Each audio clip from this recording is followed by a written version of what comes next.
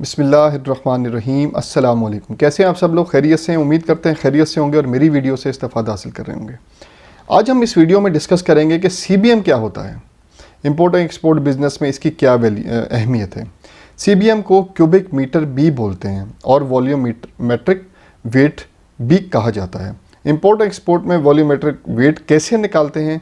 जब भी आपके पास कोई एक्सपोर्ट का ऑर्डर आएगा तो जब आप एक्सपोर्ट करना चाहोगे अपनी प्रोडक्ट को, तो आप सबसे पहले अपने शिपिंग एजेंट को फ़ोन करोगे, जो भी आपका क्लियरिंग एजेंट है। तो वो आपसे दो चीज़ें पूछेगा कि आपका जो दो क्वेश्चन करेगा कि आपको शिपमेंट का है, जो कार्गो का वेट है वो कितना है और CBM कितना है।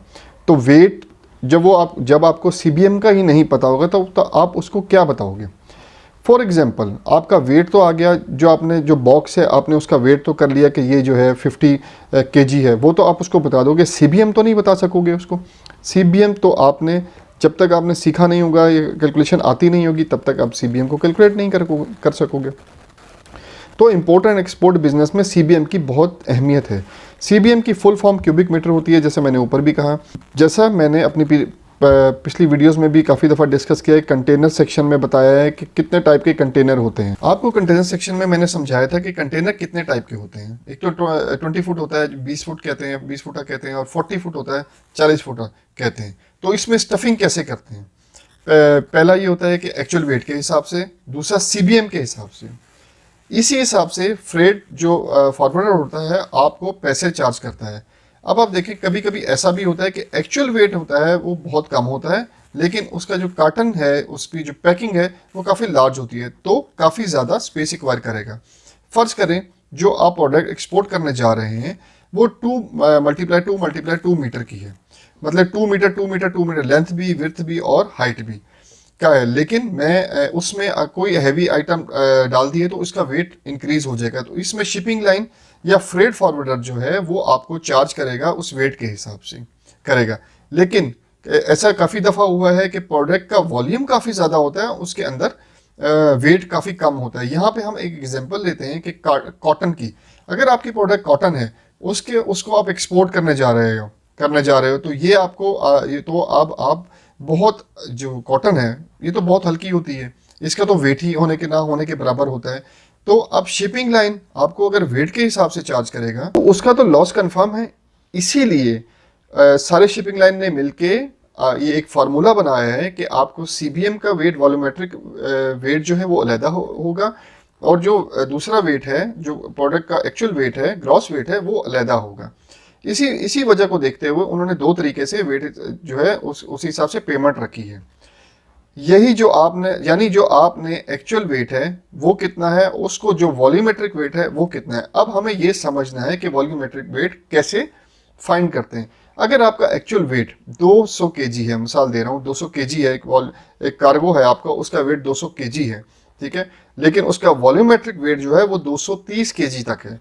तो आपको चार्ज, शिपिंग लाइन आप क्या चार्ज करेगी और फ्राइट फॉरवर्डर आपको किस हिसाब से पैसे बताएगा? वो आपको 230 kg के हिसाब से पैसे बताएगा। वो वेट को छोड़ देंगे, वो फिर CBM और वॉल्यूमेट्रिक वेट के हिसाब से आपको पेमेंट करेंगे कि आपने इस हिसाब से पेमेंट कर दी। अच्छा, CBM जो है वो आपको आना चाहिए, कैसे निकालते हैं?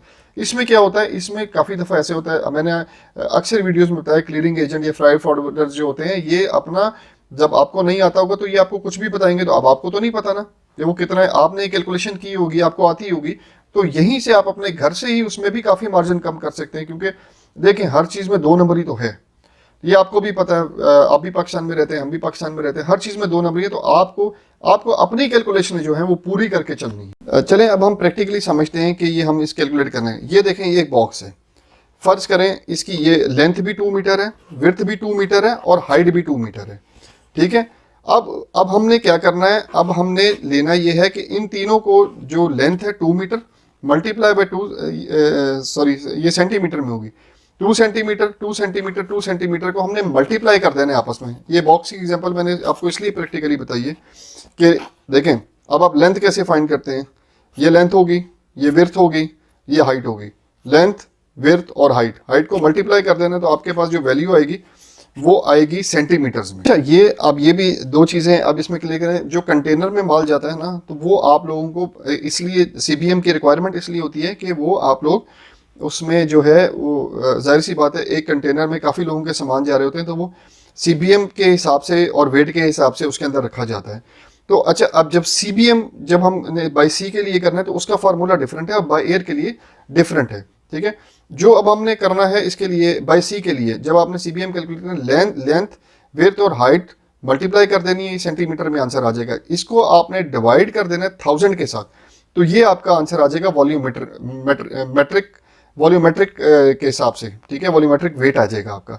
तो ये हो गया वॉल्यूमेट्रिक वेट। इसी तरह जब आप बाय एयर करोगे, ठीक है, जब आप बाय एयर करोगे तो बाय एयर में भी आपसे क्लियरिंग एजेंट को जब आप फोन करोगे, ऑर्डर आएगा तो वो आपसे दो सवाल करेगा, आप बताएं इसका सीबीएम क्या है और एक्चुअल वेट का। एक्चुअल वेट तो फिर आप बता दोगे।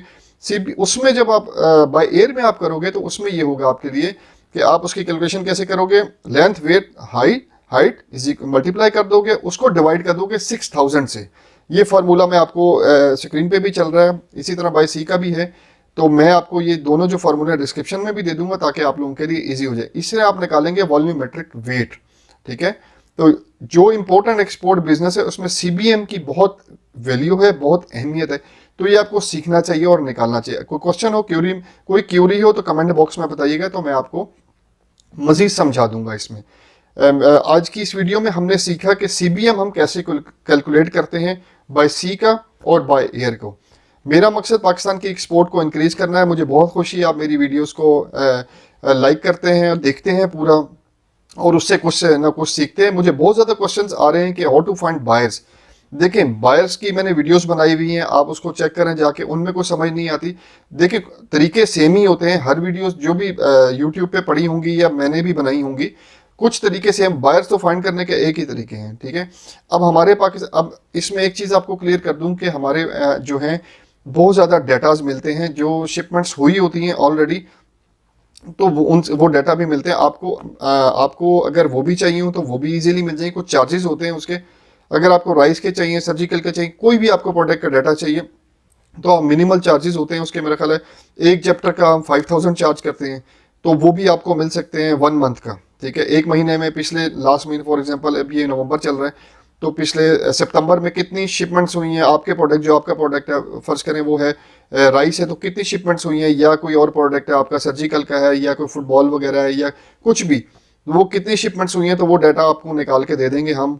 अगर आपको चाहिए हो तो हमें बताइए। 5000 मेरे पास तो नहीं है, हम तो उसका चार्ज नहीं करते, वो कस्टमर वालों के पास होते हैं, तो हम वहाँ से कुछ जुगाड़ निकाल के लगा के उनसे लेके आपको प्रोवाइड कर सकते हैं। उसका 5000 हम चार्ज करते हैं पर चैप्टर के हिसाब से, पर मंथ का। अगर आपको चाहिए हो तो वो भी बताइएगा। मेरा मकसद पाकिस्तान की एक्सपोर्ट को इंक्रीज करना है। इसमें मेरा साथ दीजिए, मेरी वीडियो को लाइक, सब्सक्राइब और शेयर करें ताकि न्यू आने वाले एक्सपोर्टर्स भी इससे कुछ फ़ायदा हासिल कर सकें। आने वाली वीडियो तक के लिए अल्लाह हाफिज़।